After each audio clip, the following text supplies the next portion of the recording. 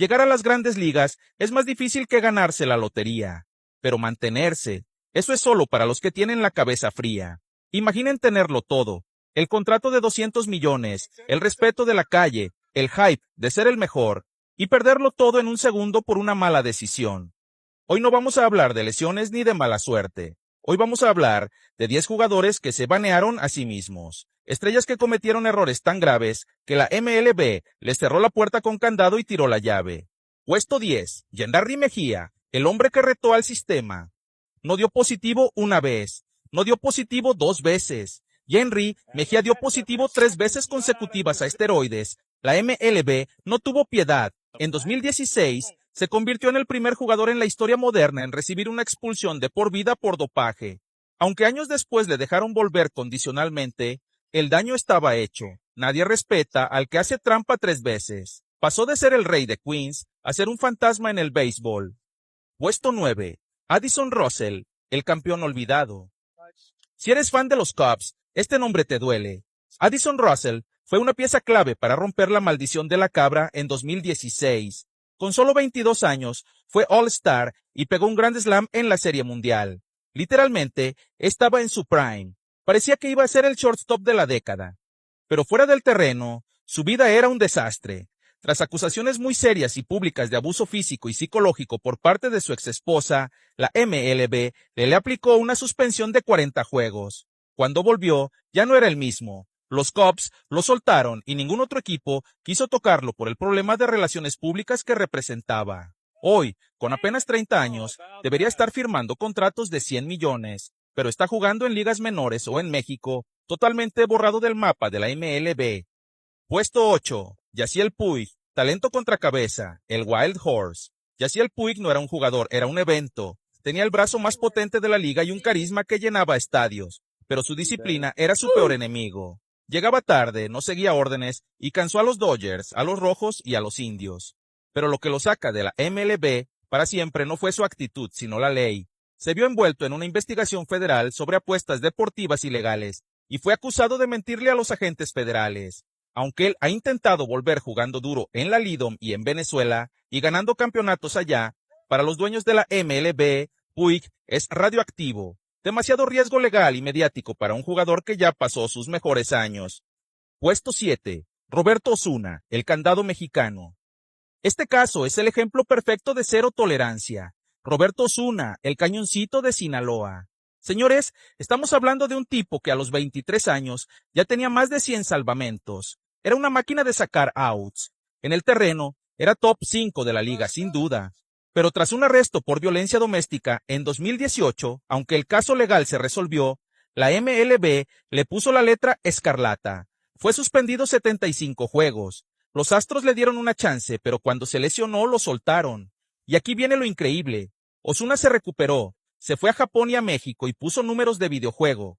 Pero los 30 equipos de grandes ligas tienen un pacto no escrito. No lo firmen. Prefieren perder juegos que traerlo de vuelta. Su carrera en MLB murió por su conducta, no por su talento. Puesto 6. Sergio Mitre. Hacemos un cambio drástico en la narrativa, porque esto trasciende lo deportivo. Sergio Mitre tocó la cima lanzando para organizaciones de élite como los Yankees y los Marlins. Conoció la gloria, pero su historia dio un giro que nadie hubiera deseado escribir. En enero de 2022, un tribunal en México dictó una sentencia definitiva, 50 años de privación de libertad.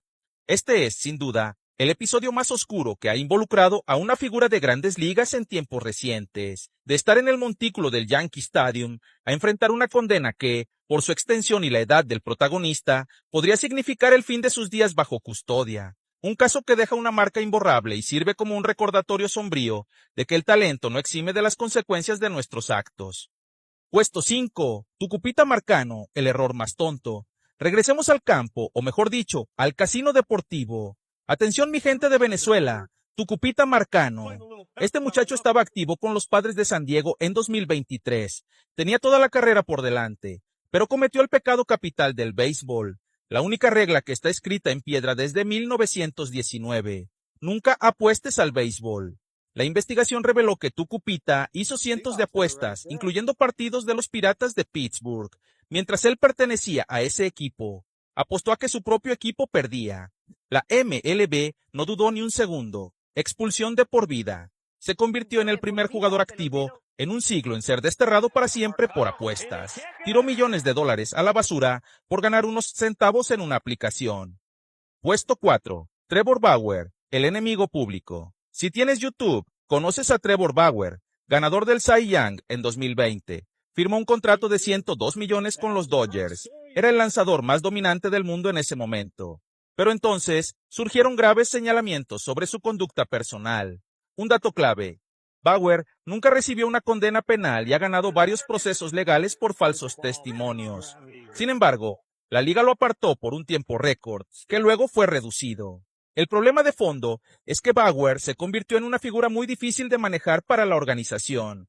Inició procesos legales contra la liga, cuestiona de frente a los directivos y maneja su propia plataforma. Aunque hoy está lanzando fuego en México y rompiendo récords allá, las organizaciones le han puesto un veto absoluto. Tiene el talento para ser el número 1, pero el sistema ha decidido cerrarle las puertas definitivamente. Puesto 3. Julio Urías, México llora. Este nos duele en el alma. Julio Urías, el Culichi, era el heredero de Fernando Valenzuela en Los Ángeles, un héroe nacional en México. Estaba a meses, escuchen bien, a meses de convertirse en agente libre. Se hablaba de un contrato de 200 millones de dólares. Tenía la vida resuelta para 5 generaciones.